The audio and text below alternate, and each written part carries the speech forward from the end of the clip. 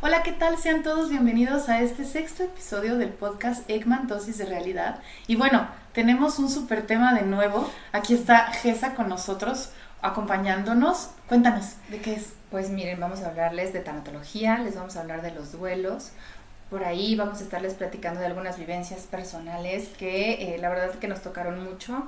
Entonces es un episodio que no se pueden perder. La verdad es que lo sentí muy especial. Vienen varios tips para identificar y saber cómo los duelos. Entonces no se lo pierdan, por favor. Quédense hasta el final. Bye. Bye. Bienvenidos a Ekman, Dosis de Realidad, el podcast. Este es un espacio donde compartimos nuestras opiniones personales y te invitamos a escuchar, reflexionar y formar tu propio criterio. Es importante recordar que el contenido aquí expresado no constituye un diagnóstico o tratamiento. Te animamos a buscar ayuda profesional si la necesitas.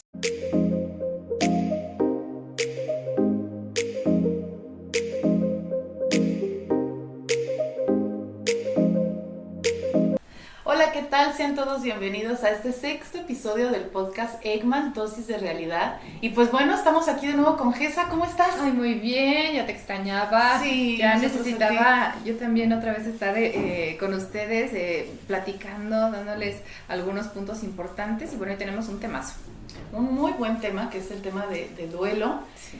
Y quisiera yo iniciar con una pregunta que se me hace que va de la mano con este tema. ¿Tú crees en el destino?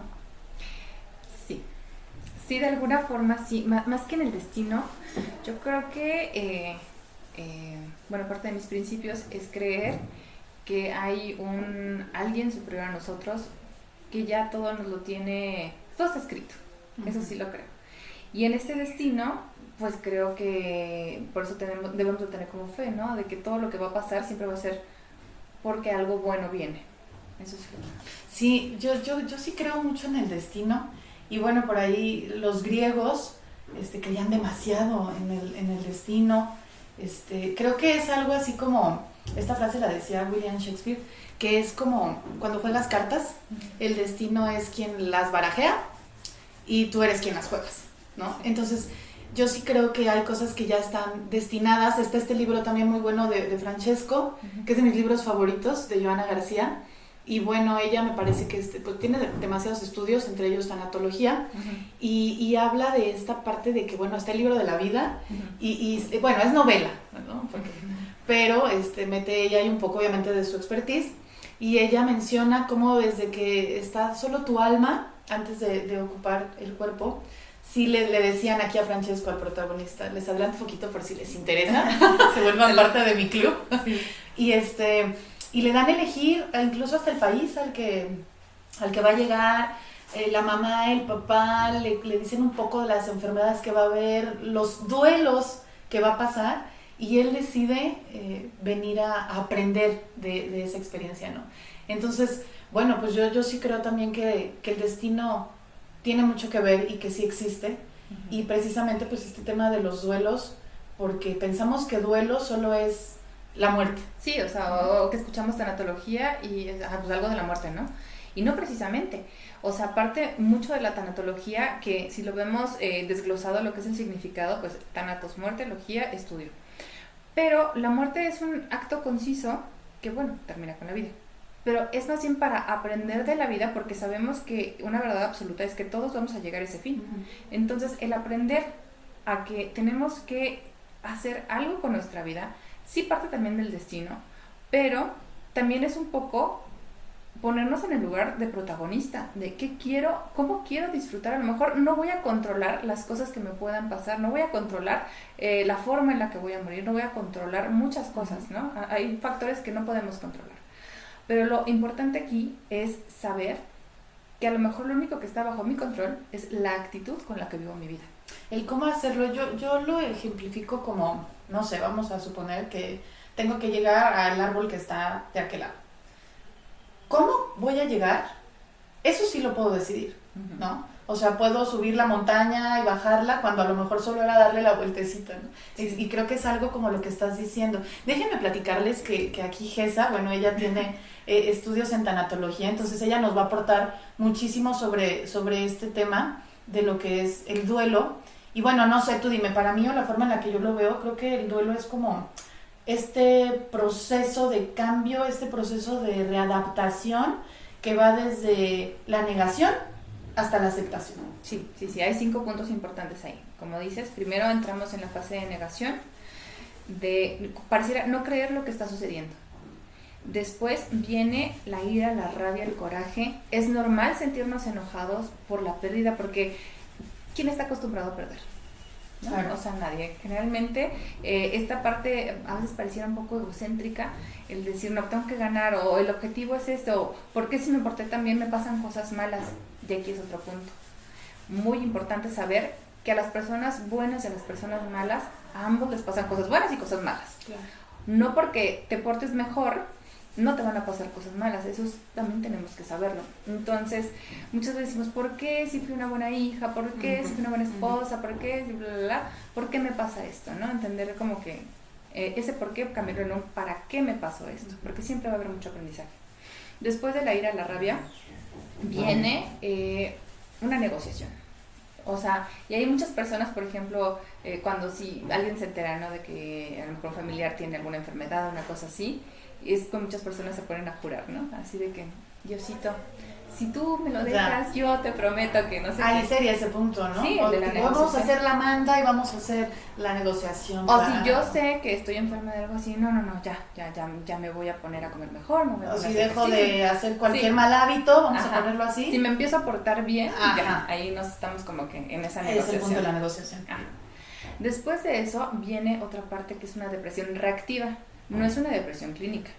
Reactiva, ¿por qué? Porque reaccionamos a lo que al estamos estímulo perdiendo. Que está pasando. Y al final el perder algo, insisto, es algo bastante doloroso.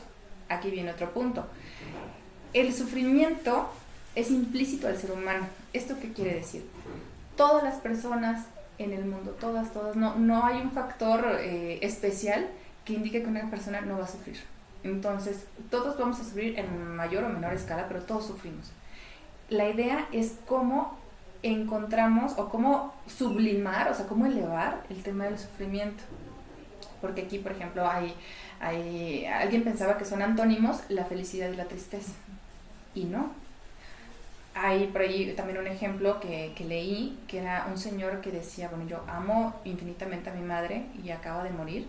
Y sí, humanamente estoy muy triste, pero estoy feliz porque ella fue mi madre.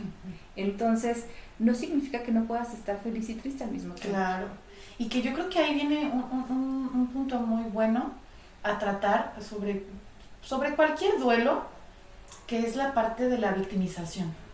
Yo creo que eso sí es importante tocarlo, porque dependiendo de eso es como vas a pasar tu duelo, es como lo vas a vivir, es como lo vas a padecer, ¿no? Y ahí creo que cuenta mucho la actitud, ¿no? Sí. Que esta parte de la resiliencia y todo pero bueno, se dice muy fácil, ¿no? Sí, o sea, sí, porque para todo esto, o sea, tenemos que pasar por estos puntos y no pasamos en orden. O sea, a veces regresamos a uno, ya estábamos en otro y volvemos y uno se intercala con otro. Entonces no es forzosamente esto para llegar a la aceptación. Que nos quedamos en él. Que de la negociación. En la depresión. Y ya después de esa depresión, después de esa gran tristeza, pues por fin sale el sol, ¿no? Y es entender que sí pasó lo que pasó, pero ya pasó. Entonces también es una opción el hecho de darnos cuenta de decir, bueno, yo sigo aquí vivo, o sea, ¿qué voy a hacer ahora con esta pérdida?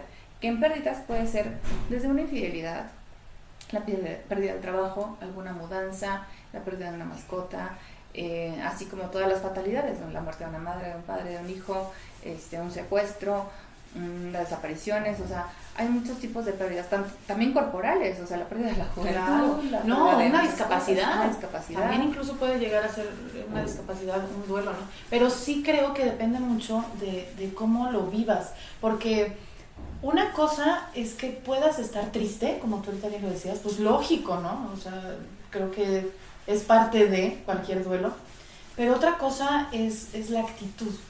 O sea, puedo estar triste, puedo victimizarme, porque aparte de victimizarte es atención, ¿no? Entonces, si lo haces desde ese adulto no responsable, Entonces te estás victimizando para que te volteen a ver, pero esa no es una buena forma de que te volteen a ver, porque al final te dañas a ti mismo y se te hace más complicado todo este proceso que estamos Y se hace un duelo patológico. Aquí también hay que entender, por ejemplo, ¿qué tanto dura un duelo sano? Un duelo sano va alrededor de 18 meses, 2 años aproximadamente. Eso es lo normal que dura un duelo, solo que veas a la persona que no está bien, que va, insisto, de estos 5 pasos, va y viene una y otra vez y es normal, es normal. Pero, por ejemplo, si después de estos 2 años aún no puede, el cuarto, por ejemplo, sigue impecable y nadie entra y es un santuario, ahí sí ya hablaríamos como de, o sea, ¿cómo? No has podido a lo mejor sus cosas, las cosas, es que son de él y que, pues es que las cosas ya no tienen dueño, ¿no? Entonces, en vez de dar este homenaje de decir, bueno, a lo mejor voy a donar su ropa a algún lugar, que a alguien le sirva o que sea útil para alguien más, eso también puede ser un proceso de entender qué está pasando. Pero ahorita lo que dices de la victimización, es muy importante también saber que por eso nos sirven tanto los procesos terapéuticos. ¿Por qué? Porque obviamente tú no vas a reaccionar bien a una pérdida si traes algo descompuesto desde antes. O sea, te va a ser más complicado, ¿no? Entonces, sí. Lo que, volviendo al punto, no es no estar triste, no es no sufrirlo, no es, de hecho, sufrirlo y sentirlo te ayuda a salir más rápido, ¿no? Sí. Que reprimirlo. Sí, o así de, no pasó, o de esto ya no se habla. Entonces, es algo complejo. Me pasaba con un pacientito, ¿no? Muere la abuelita, que era una abuelita muy cercana y todo esto, y la mamá de repente me dice, ay, es que, ¿qué crees? Mira, muerde el suéter y anda como todo, pues todo mal, las maestras le hablan y no hace caso y no sé qué, y hace como 6 meses de la pérdida, ¿no? Y yo, ¿y ya han hablado del duelo de la abuelita? Ay, no. O sea, está reprimido todo eso. Y también para los niños, que, digo, tú en un consultorio debes de ver también cómo se genera un duelo en los niños, que este es otro tema importante. Y que al final son los mismos pasos, ¿no? O sea, ¿no? es lo mismo, Uh-huh. Pero sí es muy importante esto que estás diciendo, porque es que está chiquito. Es que no va a entender. No le digas, ¿no? Dile que se fue por los cigarros y que a ver si después regresa. Se durmió. ¿No? O se fue de viaje, no o se durmió. Eso. O sea, luego le temen al dormir y por eso los terrores nocturnos, ¿eh? Pero sí creo que es importante, lo que comentábamos hace rato, uh-huh, hablarles a los niños del duelo desde su nivel. Sí, ¿no? Sí, o sea, no, por ejemplo, si fue un accidente bastante complejo en carretera o una cosa así como muy, de verdad, muy fuerte, muy estridente, muy acaparante, muy impresionante, pues no le vamos a dar santo y seña de cómo quedó la persona, ¿verdad? Y por la edad del niño, porque pues, no es sano tampoco. No lo comprenden, no lo dimensionan. Si uno de adulto tienes que hacer todos estos procesos y ya tienes una experiencia, ya tienes un camino recorrido, no lo comprendes, pero tampoco irnos al otro extremo de omitirlo, porque entonces suceden estas cosas que ahorita nos estás compartiendo con este pequeñito, ¿no? Uh-huh. Entonces no reprimirlo, explicarlo a su forma y acompañarlos también al final en su duelo, y que te vean a ti como el adulto responsable. Sí, o sea, que te vean como un lugar seguro, que si quiero llorar, está bien llorar, que si quiero hablar de ese tema, estar abiertos a poder hablar de ese tema. Porque muchas veces aquí lo que pasa es que culturalmente no estamos acostumbrados a que las personas lloren o ver a las personas tristes. Pareciera que este positivismo totalitario es de, no, todo bien, no, vámonos, así, aquí bien felices todos, no, ya está con Dios. Espérate, o sea, espérate. Es que son los extremos. Uh-huh. O entonces ya no pasó nada y todos felices y todos contentos y ya no se habla del tema. Uh-huh. ¿No? Sí, esta victimización, sí, esta tristeza constante, que normalmente me parece, ahorita que lo estoy diciendo, que pasa, que es muy dado a que se den estos extremos, ¿no crees? Sí, y aquí es un punto importante resaltar que el primer principio para que una persona muera es que esté viva. Claro. Entonces, para que se haga de día, se tiene que hacer de noche. Exacto, ¿no? Entonces, eso significa que toda persona que esté viva en algún punto va a morir. Porque aquí vienen unos duelos complejos que, por ejemplo, serían, no, es que no debería, ni siquiera hay nombre para los papás que pierden a sus hijos. Y pareciera que es como de los duelos más complicados, ¿no? Uh-huh. Pero aquí está también la parte de decir, espérame, o sea, todos tenemos una fecha límite, no sabemos ni el día ni la hora muchos, a menos de que a lo mejor tengas una enfermedad terminal y a lo mejor te den más Y o menos aún así, y aún así, ¿no? pero que sepas que a lo mejor ya estás más para allá que para acá, y aún así, pero el tema es, si nos amigáramos más con la idea de saber que algún día va a llegar este momento, viviríamos mucho mejor nuestra vida. Que es complicado, o sea, realmente sí es complicado. Y bueno, ahorita tocando este tema de duelo como tal hacia la muerte, ahorita ahondamos un poquito más sobre los diferentes tipos de duelos que hay, pero sí este tabú, me atrevería a decirlo yo, de la muerte, ¿no? ¿Qué concepto tenemos de la muerte? Y cuando ya se va algún ser querido, nos culpamos mucho también. Nos culpamos si hicimos o si no hicimos. Sí, no, y aparte, aquí hay que resaltar culturalmente, digo, somos mexicanos y estamos también en esto que nos reímos de la muerte, ¿no? O sea, para todo es como entre que fiesta y entre que risa, entre que sí y entre que no, pero al final le tememos. Claro. Entonces, también, como dices, es un tabú sí, así de que sí, pero que le pase al de allá a mí no, o ay, a mí no me va a pasar, y por eso esta parte de negación de no, aquí eso no pasa, ¿no? Pero ya en un momento de que somos conscientes primero de que esto nos va a pasar, primero saber que, por ejemplo, estamos hablando ahorita de tema de como tal muerte en algún familiar o duelo o muerte, estamos enfocándolo así. Ahorita en ese punto. Pero primero, por ejemplo, al doliente, que es la persona que se queda así como que, ¿y ahora qué hago? Lo primero que se le tiene que decir es, ¿de qué forma te ayudo? Que primero nos vamos a ir a la parte bien básica. ¿Ya comió? A lo mejor a la parte más fisiológica, sí, ¿no? fisiológica, para sí, que puedas reaccionar, porque al final pues sí es una respuesta fisiológica también de tu cuerpo. Entonces, sí, o sea, al menos ayudarle con la parte más esencial. O si a lo mejor ves que obviamente no tiene ánimos de llegar a recoger su casa, pues a lo mejor vas y le lavas los trastes, a lo mejor vas y le ayudas un poco a ordenar las cosas. O sea, ahora sí que poner tus manos al servicio de la otra persona de ¿para qué me necesitas? Más que lo queramos ver como de aquí está mi hombro y dale, que también es importante, pero también todo lo demás, todo lo que está alrededor de la persona también es importante. Sí, claro. Pero ahí entrábamos a un punto en el que, ¿cómo tú, si quieres ayudar o apoyar a alguien que está sufriendo un duelo, cómo la mayoría de las veces lo vives como si fuera tuyo? O sea, lo entiendes como de acuerdo a tus creencias, de acuerdo a tus sentimientos, y no empatizas hacia la otra persona, ¿no? O sea, a lo mejor para ti funciona el despertarte y decir, bueno, ya vámonos, bla, y quieres llegar con otra persona y vámonos a ejercicio, pero no, o sea, a lo que voy es, fíjate en las necesidades que tiene la otra persona, ¿no? Sí, porque imaginemos, ¿no? Una persona que a lo mejor pierde un marido y tiene hijos chiquitos y no tiene ánimos de llevarlos a la escuela o lo que sea, pues ahí tendrás que ofrecerte o ver de qué forma eres esta parte, una red de apoyo para poder ayudar a que siga en su día a día de aquí a que se sienta mejor, ¿no? A que vaya procesando todo este nuevo cambio en su vida. Que esto, bueno, ya aplicándolo a un tema que no sea una pérdida por muerte de alguna persona, por ejemplo, las pérdidas de trabajo, las mudanzas.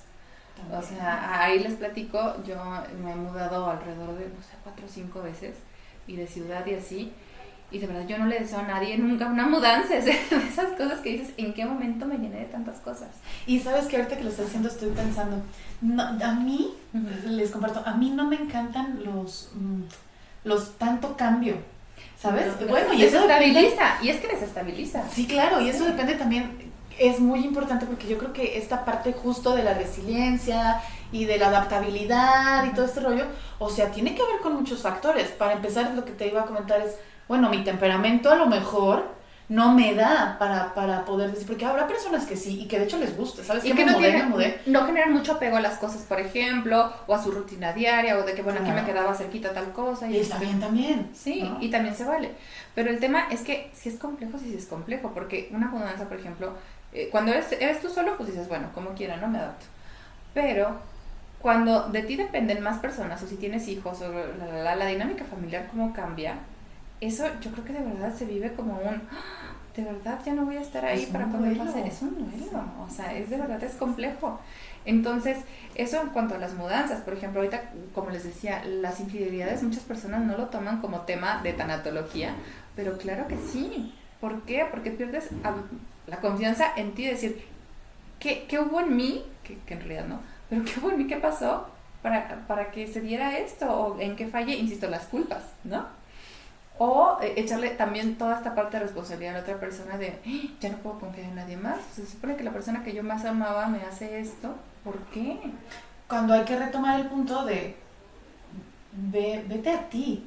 ¿Por qué lo estás padeciendo de esta forma? ¿Por qué te estás victimizando? ¿Por qué no estás haciendo...? Bueno, déjame decir también, compartirles que este punto de la resiliencia quería decir que implica, insisto, porque implican muchos factores. Para mí implica el temperamento de cada persona, que eso podríamos decir que es algo genético, sí. El temperamento. Y hereditario. Y hereditario. Implica también a nivel fisiológico de tu cerebro, ¿no? De cómo está tu corteza cortical, que es la que se encarga de procesar los pensamientos, las emociones, entre muchísimas otras funciones. Y físicamente también, como estás, digo, en cuanto a salud, o sea, no es lo mismo que a lo mejor te sean infiel en tus 20s, que ¿no? O sea, que a lo mejor tengas como una idea como distinta. Claro que duele, no estoy ¿Qué es diciendo lo que que te no iba a duele. decir? Que no, bueno, sí, obviamente tiene que influir por tu estado físico, y más yo lo vería más por esta parte de que segregas diferentes endorfinas y todo, más que cuando estás más grande, ¿no? Pero al final, o sea, El estas dolor, creencias y todo, sí, claro. No, es horrible, de hecho se compara el dolor de una infidelidad con el dolor de un abuso sexual, o sea, es muy similar el sentimiento de traición, de invalidación, de desesperación tan grande, es algo muy similar. Porque ahorita estoy pensando, fíjate, no sé, puede haber un adolescente que pase una infidelidad muy mal, o sea, pero muy mal, ¿no? Sí. Y esto tiene que ver pues desde su infancia y todo, Sí. su autoestima, y puede ser que ese mismo adolescente a los 40 pasó por otra infidelidad y la pasó mejor que de adolescente. Lo que dices de la O sea, resiliencia, a lo mejor de la adolescencia a que ya fue adulto, pudo generar una resiliencia de decir, bueno, no me morí la vez pasada, creo que esta tampoco, ¿no? Entonces, eso en cuanto a las pérdidas y en cuanto a todo lo que es el proceso. Sí, porque hay que comentarles que, bueno, estamos siendo insistentes, porque sí lo hemos escuchado de muchas personas, duelo, muerte. Pero ahí va. Yo voy a poner un ejemplo, les voy a compartir un ejemplo de algún duelo, porque en realidad creo que constantemente en la vida estamos pasando por duelos. Pero yo les compartiría un duelo de los más grandes que he vivido, que es el dejar de ser hija para ser mamá. Y a lo mejor me estoy yendo a un extremo y es como, ¿qué? Pero sí, esto es un duelo, y costó, y viví mis etapas, ¿no? Sí, y más o menos como cuántos años tenías cuando te diste cuenta de esto. No, ya grande. Sí, así que Ya grande, quizá, porque aparte el duelo considero que es como lo decías hace rato, como una espiral que pues vas pasando por esas etapas, pero a lo mejor pasaste otra vez por la de negación, y otra vez tratas de, y vas, y te regresas a la depresión, y creo que es así, hasta que pum, sales, ¿no? Pero entonces yo sí creo que ese fue un duelo importante para mí, el entender, el comprender que claro que siempre voy a ser hija, pero ya no es mi chamba ahorita, ¿sabes? Sí. Ahorita yo tengo que ser mamá, yo tengo que ser la adulta responsable para mí, ¿sí? Que tengo que cuidarme yo, que sé que mis papás van a estar siempre ahí, pero que tengo que cuidarme yo, que tengo que ver por mí yo, para poder ver por alguien más, ¿no? Sí, o sea, y como dices, ¿no? Tener estas herramientas para poder ofrecerlas a su vez, ¿no? Así como a ti te las ofrecieron, por eso a lo mejor te costaba tanto trabajo el decir, el soltar. Tal vez. Pongo a veces mucho el ejemplo de, hay veces que uno se aferra como si tuviera un cuchillo en la mano, ¿no? Y dices, no, es que si lo suelto me voy a lastimar más. Y la verdad es que a lo mejor cuando sueltas, pues ibas sintiendo a lo mejor así el ardorcito y si hay incomodidad de soltar, pero eso tiene que cicatrizar, ¿sabes? ¿Para qué? Para que sea sano, saber que a lo mejor a lo que te estás aferrando ya no es momento de... Sí, no, porque justo me imaginé, ahorita con tu ejemplo fue muy gráfico para mí, me imaginé a alguien con el cuchillo literal, pero apretándolo y sangrando un montón, ¿no? Pero si lo sueltas, a lo mejor te hace una cortada, pero te hace una y no es lo mismo que tenerlo aquí apretándote, ¿no? O sea, y entrando más y lastimando más, claro. y siendo pues más incisivo, ¿no? Entonces, ahorita que compartes tu ejemplo, yo me acuerdo cuando empecé en todo esto del estudio de la tanatología y entenderme y en todo este proceso, mi primer embarazo fue una pérdida. Entonces, yo me di cuenta 8 años después de que estaba en un proceso de duelo, imagínate, de 8 años. 8 años después. Que me cayó el 20, que me acuerdo que uno de los ultrasonidos de ese bebé lo había dejado yo en donde estaba el álbum de fotos de la boda, ¿no? Me acuerdo que mi niña, la más grande, un día la abrió y me dijo, ay, mira, lo que me encontré soy yo. Uh-huh. Y que veo el ultrasonido y veo la fecha y empiezo así, desbordada. Y desbordada. Dijiste, oh. Y dije, ¿qué onda? ¿Qué pasó? O sea, y de hecho, las pérdidas gestacionales generalmente no se abordan como un tema de tanatología, o sea, de verdad es como de, ay, pues es que a muchas les pasa, es que es lo más normal, es que, ay, Pero eso no te parece que sería como evadirlo? Sí, o ¿no? sea, mucho porque tiempo justo a lo como... mejor eso te pasó a ti, y fue como, pum, pum, pum, pum, y seguiste, y 8 años después te diste cuenta que no viviste ese duelo. Y o que también estaba acarreando secuelas de un duelo mal vivido. O sea, porque yo me acuerdo mucho también cuando nace mi niña que, bueno, fue cesárea y yo recuerdo decir en ese instante en el hospital, así voltear con la mamá y decirle, es que siento que no es mía. Es que siento, es como, si yo, perdón, se va a escuchar, es como si me hubieran sacado una muela así de tanto muela. Yo decía, ¿por qué no estoy generando este sentido de pertenencia? ¿Por qué no me siento así desbordada de amor, no?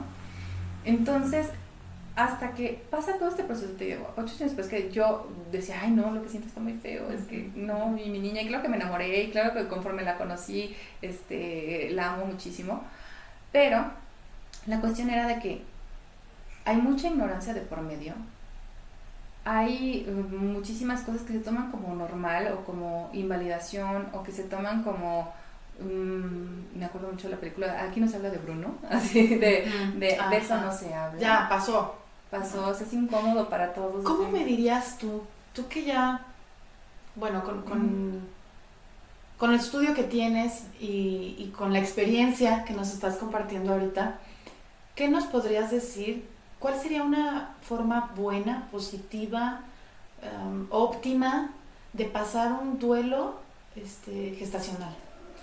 Primero, darle su lugar.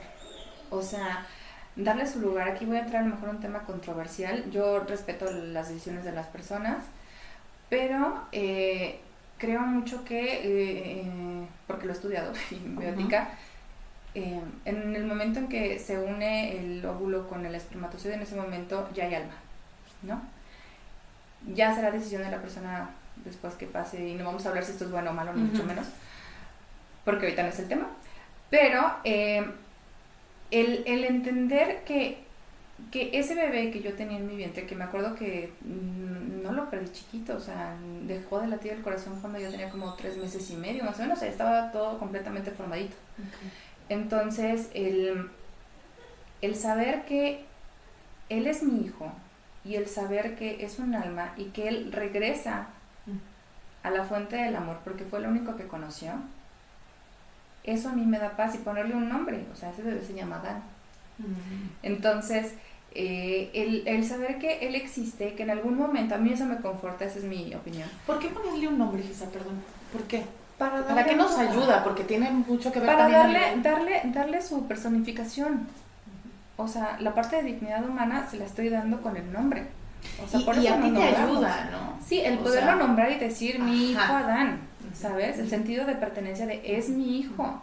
Sí es mi hijo, a lo mejor lo que me duele y lo que también pasé por todo este proceso fue de yo hubiera deseado acunarlo en mis brazos y perderme de amor bien. Hablamos de la ilusión. Ajá. No. Entonces toda esta parte que sé que no viví es la parte dolorosa, o sea, del ay, el hubiera y toda esta parte que no pasó. Y el entender que, bueno, lo que dice, su destino en esta vida era a lo mejor vivir esos 3 meses y medio nada más. Su misión. Su misión. Y algún mensaje nos está dejando, ¿no? Bueno, hablo por ejemplo de ti, que es su mamá, o sea, algún mensaje te dejó esa situación, algo aprendiste de esa situación. Sí, o sea, creo que parte del aprendizaje primero es, tengo una capacidad de maternar muy grande, ¿no? Muy grande. Entonces, creo que fue un gran maestro en ese sentido, en el decir, sí soy mamá, ¿no? Y si lo cuento, en ese caso tengo 6 hijos, ¿no? Entonces, uno con Dios y los demás conmigo. Pero a mí me conforta saber que en algún punto cuando pase en este trance, en esta ligera línea de vida y muerte, yo sé que allá ya hay alguien que me está esperando y que ansío con todo mi corazón. Y eso reconforta mucho, ¿no? Muchísimo. Y esta parte también es, insisto, parte de las creencias. Mi creencia es judeo-cristiana. Entonces, también, por ejemplo, habrá personas que digan, no, pues a lo mejor cuando ya te mueres, pues ya se acabó, ¿no? O sea, sí, bueno, vamos al punto, respetar las creencias de cada sí, quien. Y los duelos de cada quien como los quiera llevar, ¿no? O sea, a lo mejor a ti te funcionó esto y tú no lo compartes, habrá quien más, ojalá le pueda ayudar esta forma de ver la situación o el duelo, ¿no? Y aparte, muy esencial, porque también lo veo desde una parte a lo mejor energética, ¿no? O sea, si todos somos energía y provenimos de esta misma fuente de energía, si todos regresamos a esa fuente de energía, porque la energía no se crea ni se destruye, solo se transforma. Bien. Entonces, si solo se transforma, es que en algún punto vamos a regresar y la energía de mi hijo me conoce. Entonces, va a saber quién soy cuando llegue, ¿no? Entonces, de ahí viene el fundamento de por qué creo. ¿Cómo supiste, ya para concluir con esto que nos compartiste, sí, cómo supiste cuando, después de esos 8 años, no había cerrado ese duelo? ¿Cómo supiste cuando ya? ¿Cuándo fue que ahorita puedes decir, supe que ya? ¿Cuándo? Te voy a poner un ejemplo, cuando dejé de llorar, cuando pude ver otra vez esa imagen y ya no desbordé. ¿Cuándo? Pues mira, la verdad es que fue un proceso terapéutico. Gracias a eso empezó también un proceso de terapia. Y en aquel momento de la vida se van a reír de mí, así como yo me reí de mí. Yo decía que ya me iba a quedar con mi hija la primera y ya. O sea, gracias. Spoiler alert, van otros 4 después de cada Navidad. Sí, cada Navidad me ponía yo muy feliz. Entonces, bueno, decido tener otro bebé. Y me acuerdo mucho que en el bautizo me regalaron un leoncito que le jalabas y era como un muñeco de cuerda, ¿no? Y me acuerdo la noche previa a que me hicieran el legrado, me acuerdo que yo me encerré, no sé si recuerdas en la infancia, había unos payasitos que le dabas cuerda.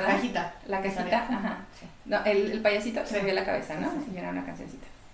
Entonces, me acuerdo que alguna vez que me puse igual como a recoger, vi ese payasito porque, pues bueno, como que me generaba ese sentimiento, a lo mejor no bonito, de que igual de bloqueo de, ya no quiero volver a escuchar esta canción.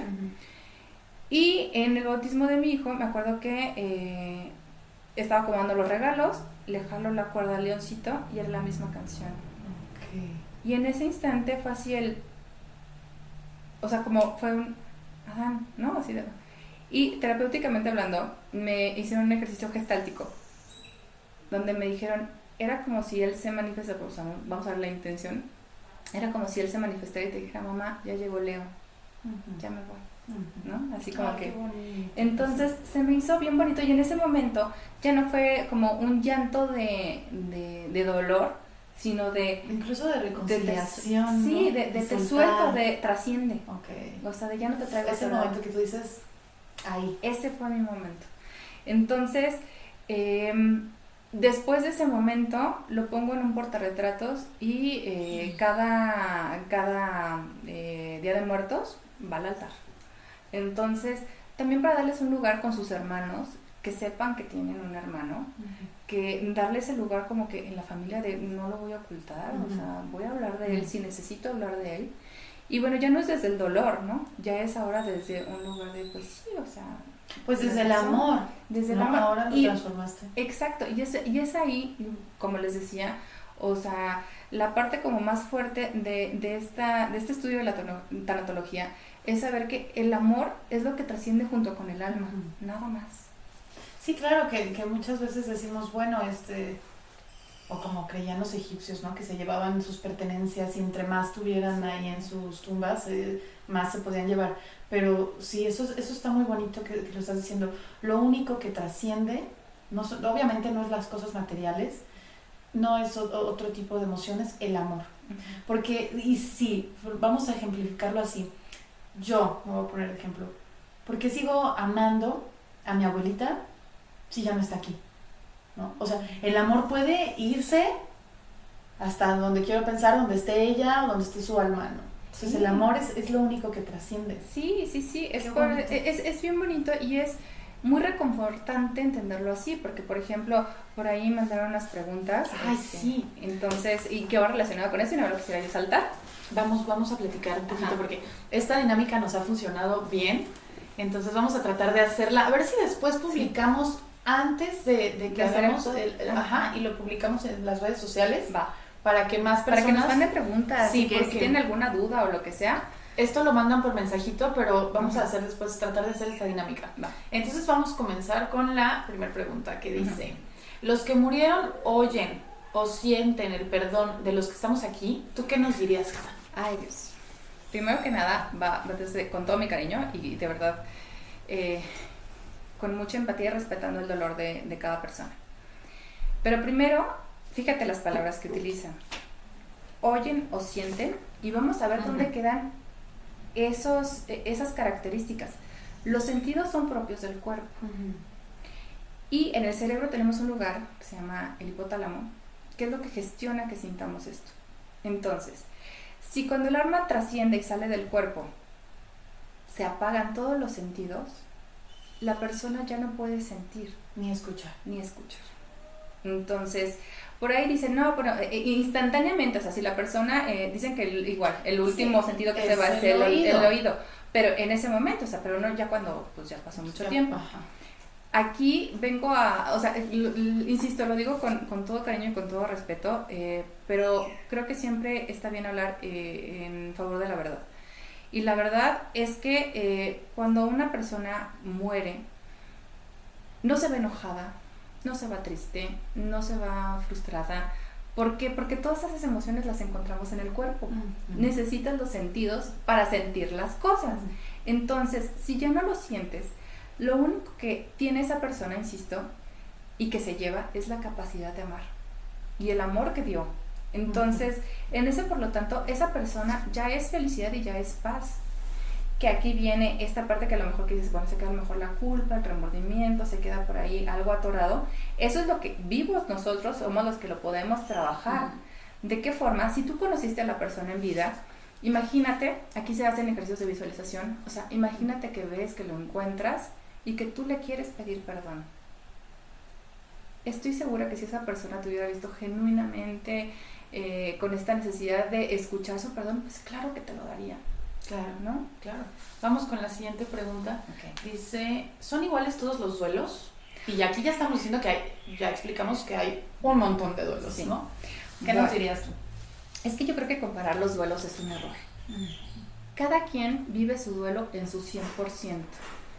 Yo creo que, o sea, una persona, imaginemos que perdió su trabajo, pues claro que le duele en ese 100% y no lo podemos comparar con uno de los duelos que se dice que son los más complejos, que sería perder un hijo. O sea, no podemos decir, no, el tuyo no, porque como no se murió nadie, pues no. O sea, ni te sientas tan mal. O poniéndolo en el mismo de circunstancias. Déjame ejemplificarlo. Hay dos personas que perdieron su trabajo y entonces no puedes decir, es que ese duelo les dolió igual a los dos porque es la misma circunstancia. No, porque nos regresamos un poquito a esta parte de la resiliencia, esta parte fisiológica, esta parte del temperamento. Entonces, la respuesta sería, ¿todos los duelos son iguales?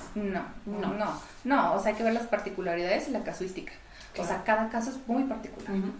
La siguiente dice, ¿cuál es el mayor duelo? ¿De los padres, de los hermanos o de los hijos? Un poco se responde esta pregunta con la pasada.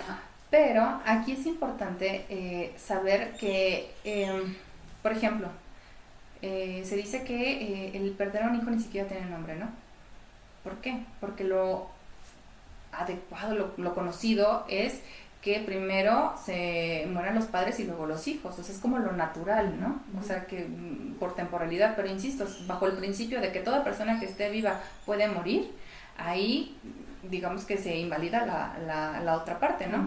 Entonces, insisto, es dependiendo de la relación que tenías con esa persona. De los vínculos. De los vínculos, exacto. Porque puede ser que tuviste la pérdida de un papá y que ese papá nunca convivió contigo, nunca lo viste, no se creó ese vínculo y entonces pueden llegar a decirnos en consulta, pues murió mi papá, pero pues normal, ¿no? Pero a lo mejor murió mi cuate, murió mi amigo, con el cual creé un vínculo más fuerte me siento que no puedo. Pero no es mi papá, es mi amigo, ¿por qué?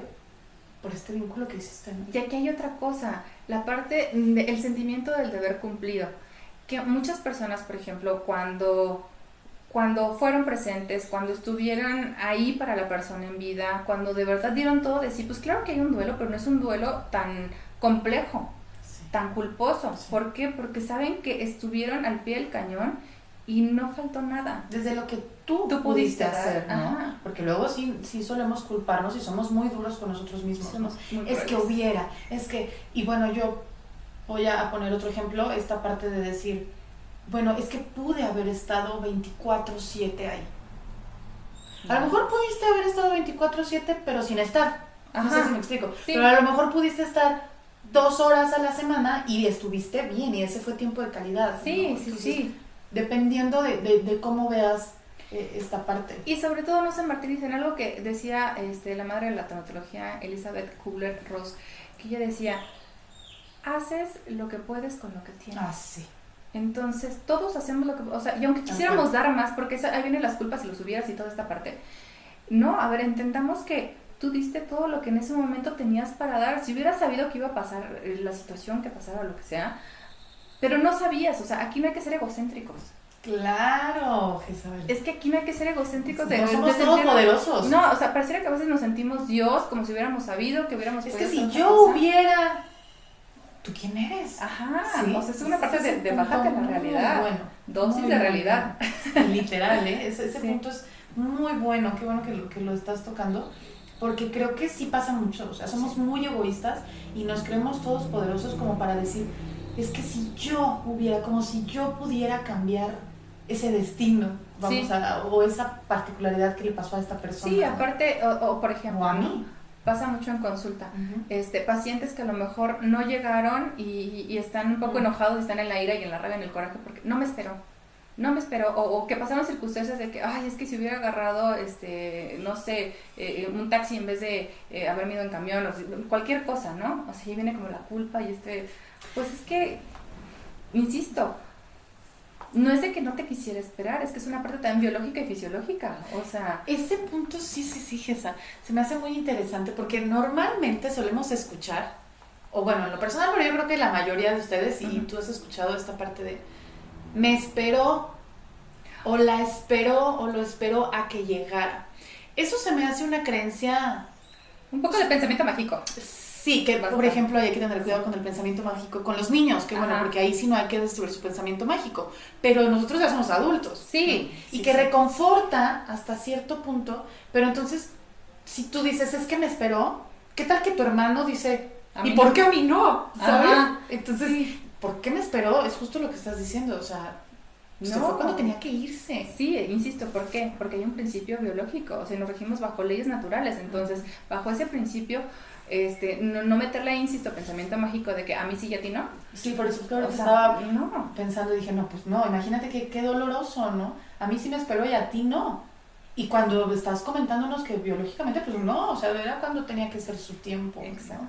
Mira, dice otra pregunta, ¿es verdad la pérdida de los 21 gramos del alma, esta famosa pregunta? ¿Qué nos dices? A ver. Chan, chan, chan, chan. No. Ay, no. A ver, No, para empezar, no, empecemos primero, perdón. No destruya su pensamiento mágico. Pero Gaby Tibún, no. A ver, ¿qué pasa aquí? Este estudio se hizo hace más de 100 años.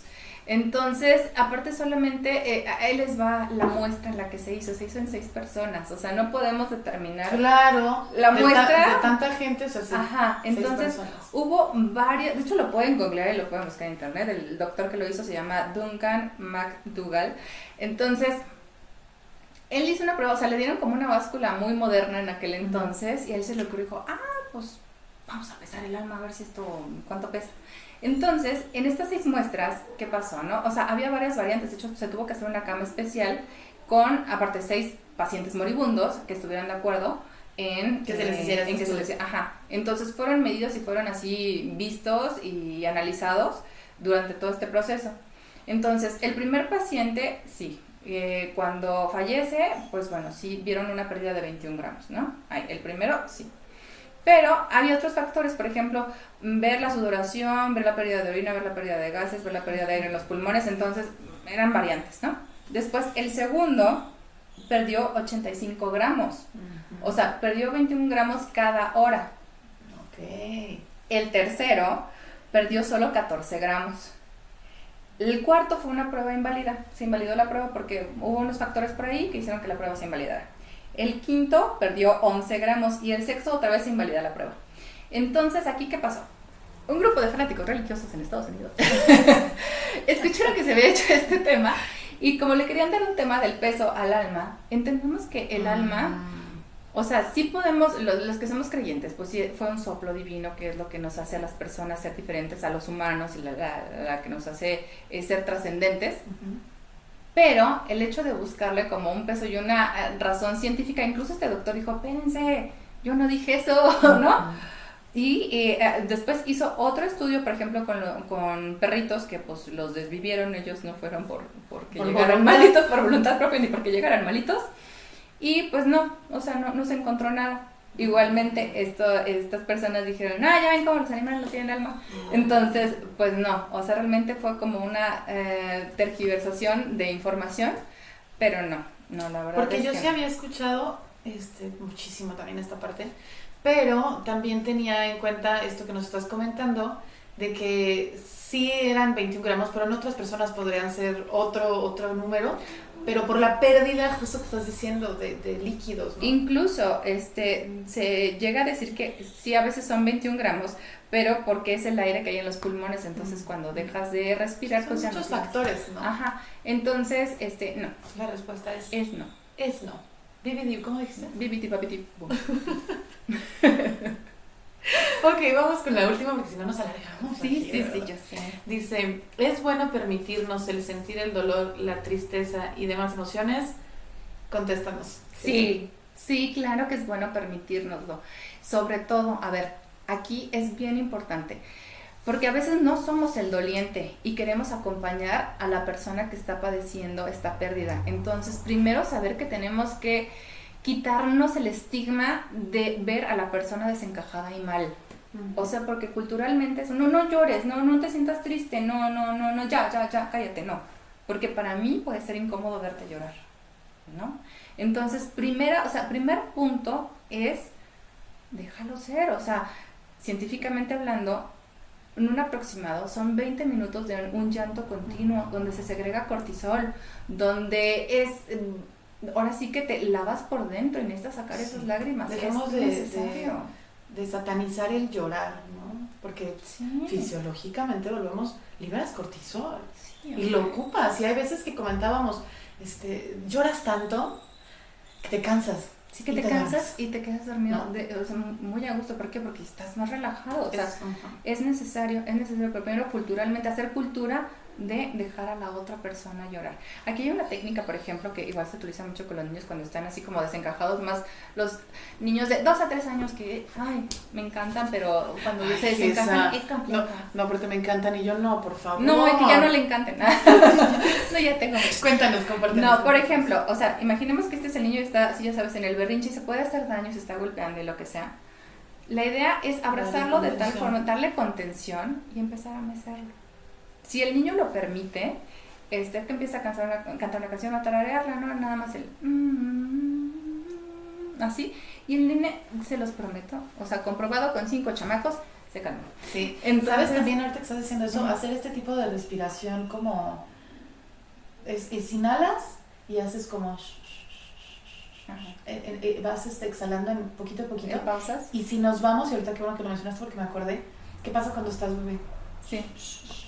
O sea, es activar también esta parte de recuerdo y de que tenemos ahí memoria con el tema materno y con el contener y con el saberte protegido.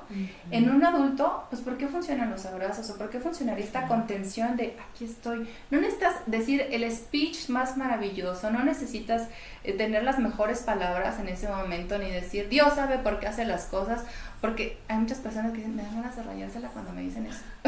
Es que sí. Entonces, a veces es mejor no decir nada, simplemente estar en disposición de estoy para contenerte. Entonces, el abrazar a alguien, el mecerlo un poco, le va a dar mucho confort. No necesitan así de tener las mejores palabras, insisto, para ese momento. ¿Sabes también otra cosa importante? Yo los invitaría a cambiar la forma de cómo pensamos, porque tú sabes, está primero el cómo pensamos, cómo sentimos y cómo actuamos. Ujú. Entonces yo creo que podríamos cambiar el si hubiera, si no hubiera, por el a pesar de, ¿no? Ujú. Porque entonces ya le estás cambiando el pensamiento. Sí. Entonces ya no te estás culpando. Sí, o a pesar de que pasó eso, por ejemplo, aquí viene una frase que me gusta muchísimo, que no es mía, es de Gaby Pérez, tanatóloga, googleenla, es lo máximo. Pero es entender la frase de vale la pena. ¿Qué hubieras preferido? ¿No haber conocido a esta persona y que no hubiera estado en tu vida? ¿O que valga la pena haberla conocido? Entonces, casi todo el mundo elige, no, pues valió la pena que fuera mi mamá, valió la pena que fuera mi hijo, valió la pena que fuera mi amigo, valió la pena que fuera mi mascota, valió la pena. Entonces estoy pagando lo que vale Estoy esa honrando. pena. Sí, ¿No? Como y lo se decías. vale decir, ok, entonces, si esto que siento, este dolor que siento, es lo que tengo que pagar porque hubieras estado en mi vida, dale. Y también esta frase de Santa Teresa que me simbra mucho, no te mueras con tus muertos, Ay, sí. vive por ellos. Sí. Y quiero enfatizar de muertos, tratemos de verlo así, no nada más con un duelo de una muerte, sino con cualquier otro tipo de duelos como lo comentábamos. No te mueras con esa idea, no te mueras con esa ilusión, no te mueras, no, vive, porque para eso estamos aquí, ¿no? Para Sí, vivir. o sea, es una mentira que hay más tiempo que vida. Ay, no, espérate, o sea, vive tu vida Claro. y disfrútala. ¿no? Claro, porque en esta vida pues solo estamos una vez. Exacto. Y pues bueno, con esto terminamos. Ya saben, como siempre cada episodio les digo que todo lo que te sume para bien, para mejorar como persona, pues adelante, tómalo. Así es que espero les haya gustado este capítulo. Gesa, me encantó estar otra vez contigo. Muchísimas Nos gracias. vemos pronto, cuídense mucho. Un saludo. Nos vemos, Bye. bye.